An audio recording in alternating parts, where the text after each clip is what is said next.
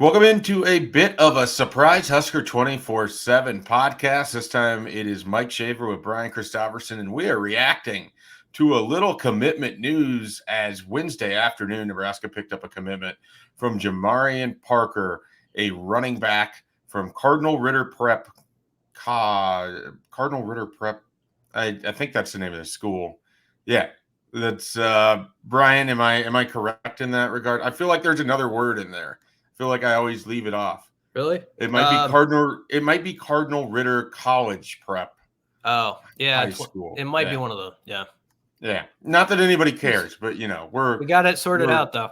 slaves for accuracy. That's what people want to hear. The school that he went to, not more about the running back. But Nebraska picks up four-star running back Jamarian Parker. I don't want to like overstate it, but this one feels big for lots of reasons. It feels big for EJ Barthel. Kind of had a little bit of a reputation of, having really not added a lot to the class at his position since joining the staff in December of 2022 with Quentin Ives, and then he helped get the Kawan Lacey commitment, but Lacey ultimately decommitted and ended up elsewhere last year. EJ Barthel, though, big part of this commitment.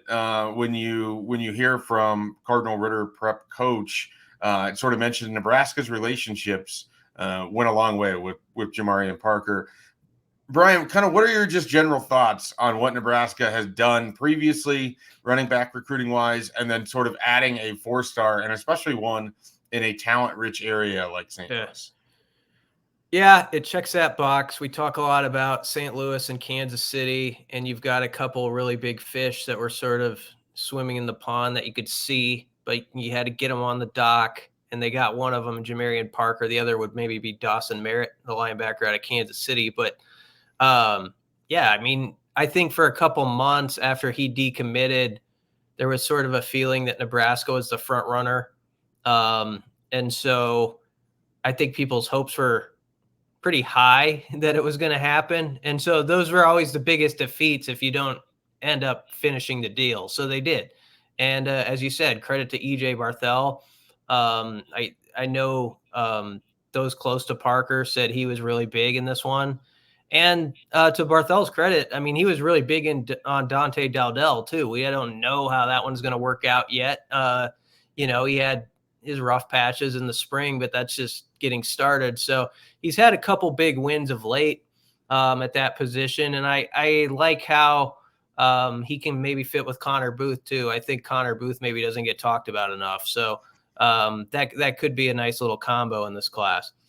Yeah, it's an interesting running back group that Parker would be a part of in 2025. Ramir Johnson theoretically would be gone. I don't know if I don't know if there's a medical hardship or something in the future for him or anything like that, but he would be the guy that would be exiting.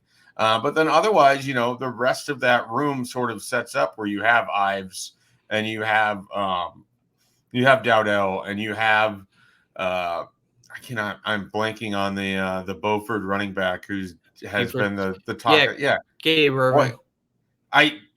You take a month off and you completely cannot find the name Gabe Irvin in the recesses of your brain, even though there's a decent chance that he could lead the team this year in yards.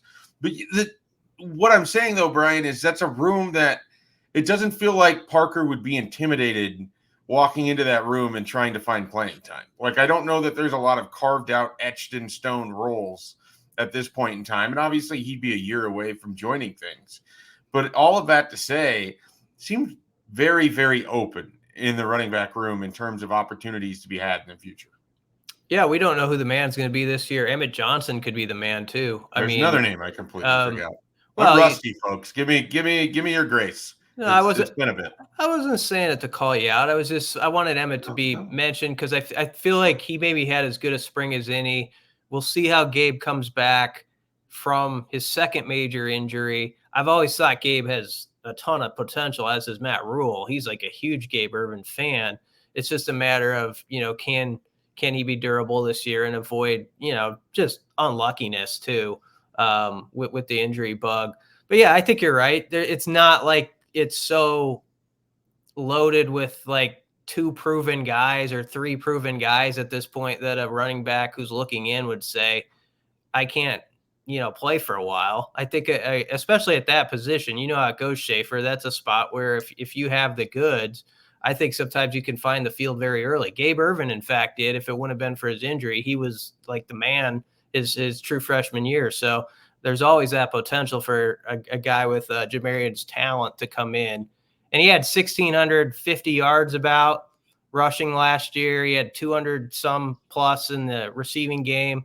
So he's got a nice stat line. It's not like one of those backs where you kind of got to make, squint at it because he had 720 yards or something. He had a nice season.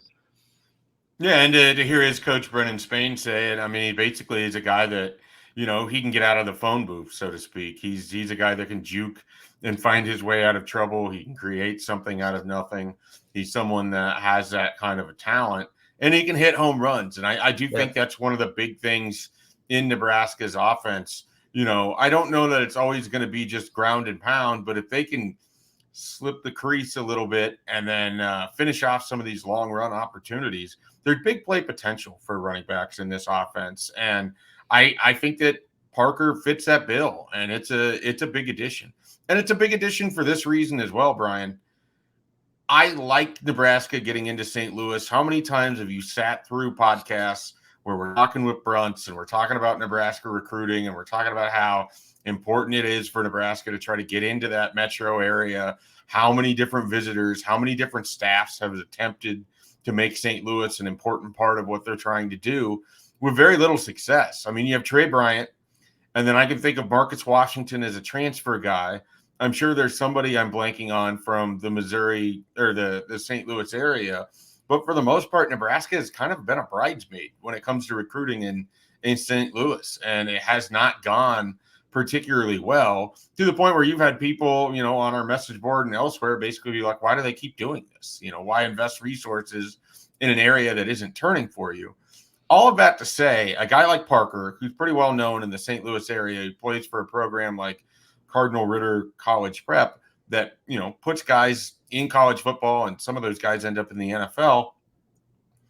If he were to have success at Nebraska, that's going to have that Pied Piper effect. That doesn't necessarily mean you're going to get a bunch of commitments, but you're going to get guys to visit. You're going to get guys who ask him about, Nebraska, and he's going to talk about the facilities and the fan base and the environment. And it's going to create this sort of effect where people want to be in Memorial Stadium because Parker's having success as a running back. And that becomes an interesting place for them to go play college football. I mean, I've used this as an example so many times people probably find it boring, but Ohio State's a national brand, but they didn't have a presence in St. Louis prior to Ezekiel Elliott being the guy at Ohio State. And Ezekiel Elliott obviously was the guy in college football too. And so, that's an extreme example.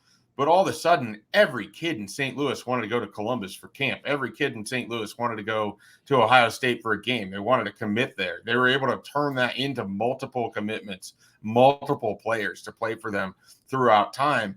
That's that Pied Piper effect. And Tony White and I talked about it last summer. He wants to be able to create that out in California. But he also said it takes certain guys. You don't want to just take a player who's never going to play for you because it's not going to have that effect. It needs to be someone who can get on the field and help out. And I think if Parker can do that, Nebraska can have more success in St. Louis because of it. Yeah. And, this staff only in its second year, there's always a possibility they just might recruit the area better than the previous staffs. I think one of the guys who can help is Keith Williams, who we talked about last podcast, because he's from there. His dad was a big name there. He's just well known, the family. So I think Keith has some ins there. I think Rob Dvorak's a really good young recruiter. If you put him in that area, I know EJ Barthel's working sort of in that some of the KC St. Louis area too, from what we've heard. So I don't know. You get, like you say, you get one, and maybe someone else jumps in the boat, or maybe it takes a season where they see him have that big year and they say, okay, I want to be a part of it. But definitely it's good to see Nebraska put one up on the chalkboard in St. Louis, because I know it's kind of one of those tired topics with Husker recruiting, and at least for a day, it goes away a little bit. Yeah, well, You know as well as I do, it's only a matter of time until anything like that pops back up, and so we'll see. And who knows? Maybe there's more to be found in St. Louis, even in the 25 cycle, or right away in 2026. And so, of course, we'll keep an eye on that. Wanted to ask you this, Brian. What do you think this means just in terms of the month of June? We talk about how June needs to be a big recruiting month for Nebraska. They've structured it to be a big recruiting month. It's an opportunity for them to stack to their class. Here you go, right off the bat. You add your running back commitment in Parker, who joins Connor Booth, who you mentioned earlier is a guy that you're excited about in this class as well. You've got these running backs now. You get your first commitment of the month. It's a guy that was going to be coming in on June 21st. What do you think it means to just kind of get things started and to get it started in a big way with Parker? Yeah, I think I got asked on a radio show, like, what will it say about Husker recruiting momentum if they get 8 to 10 guys? And my answer was, I don't know if it says anything positive or negative because they are going to. Like, I just know they're going to. I mean, so it's sort of like, that's what's going to happen. I mean, it's going to be a little bit like last year. We already know the way this staff has talked, that they, I think, want to get most of their class really in the boat by July. This is going to be a year where 90% of the guys probably in the class a month and a half from now. I really think that's the case. So it does help, though. It gets you that running back spot sort of shored up. I like Connor Booth a lot. I think he's kind of a versatile guy. Of course, he's going to play two sports, baseball and football. So that's a big challenge. I know Connor went down to the Under Armour event and really impressed against some of the top guys in the showcase he was at. And so he stood up well. So that's a nice duo to me. And I'd be remiss to say they had Mekhi Nelson also planning to come in. I don't know how that goes now this weekend. But that also, you wonder about the timing of this announcement too. With that, it might have been time for Parker to make that call, because there's other guys sort of looking at Nebraska as well, and vice versa. Yeah. Before we depart here, we're gonna tack something onto it. What can you tell us about Nebraska's efforts to bring a few Germans within the walls of the program? Yeah, David Hofkin. I don't know how that's pronounced exactly, but I think it's Hofkin. It seems like it's Hofkin. Yeah, I had to use the option key to do it correctly. On there. It took a little longer, but I'll do it for a good story. That's an amazing story. David Hofkin is like 22 years old, but he's got like an unbelievable wingspan. It's like 6'11" or something wingspan. And he's got a broad jump that's 9'4", which would stack up very well with some of the combine guys. And I get it. I get completely why if you're Nebraska, you take, I guess you say a flyer is the word, but I just think they think he's just like their type of player. Like he has all the measurables, like data wise, that say this guy's explosive and he's got a frame that he's easily can be a 300-pound offensive tackle. He's going to be raw because he was mostly focused as a defensive end, kind of training for that. But he has worked at offensive line since, this year. And in March camps, he was working on the O-line. So I think he's up for that challenge. He's going to be a part of the roster in 24. They just got to get the logistics all handled with visas and all that stuff, his I-20 form, all these things. But a really cool story. And I don't know if people saw that. They should go check out the video. It's in the one story we have.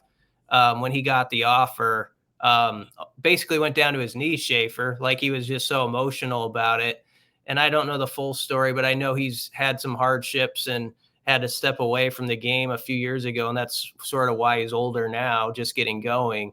But he's fought through it and here he is. So kudos to him.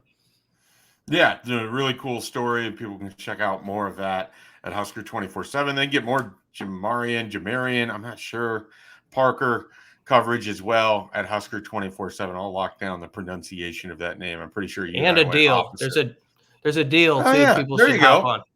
Yeah, sell the people, Brian. Sell them. Yeah, well, there's a good deal. It's for a few more days, 60% off annual deal. It seems like Father's Day is coming up. Is it not? You're a father now. You would know a thing like that. I am a father. We'll see what you get. A couple Sundays away from now. Yeah, that's going to be exciting for you. So maybe Hudson is going to get you a subscription. He might not know that you already have access. He might not have, he's learning. And so everything's very new for him. He might stumble and like accidentally biff it and get you a subscription when he doesn't need to, but it would help helps our subscription numbers if he does. And it'd help. So if people like what we do and they want to be part of a good Husker community, get all the stuff that's not free, sign up. It's good. You'll get some Paramount Plus perks with that too if you read up on it. So it works for everybody. How's that? I don't do a lot of stuff selling. Yeah. That's pretty good. I liked it. I think that'll work. I think we're going to get at least one off of that. And let us know if you sign up because BC sold you. Let us know. We want to know that kind of information. Tweet at us, message us, get us that info, send a carrier pigeon. We don't care. And get yourself over to Husker247.com. We have plenty of coverage, a lot going on. Obviously, the Parker commitment today. Satellite camps are going. There's going to be a Friday Night Lights camp on Friday. And recruits are reaching out. I just had a 2027 with power conference offers all over the country. Let me know that he works out with the same coaches as Dylan Raiola. He's going to be there on Friday. Who am I talking about? You'll find out if you join at Husker247.com. Check out the site today. And we'll be back with some more podcast coverage probably next week, like I promised on the last podcast. But who knows? It's commitment season, baby. We could be doing these podcasts, these special emergency podcasts all week long. We could maybe even have another one today. Who knows? Anything's possible when it comes to June and Nebraska football recruiting. Once again, stay locked in to Husker247.com for all your Nebraska coverage.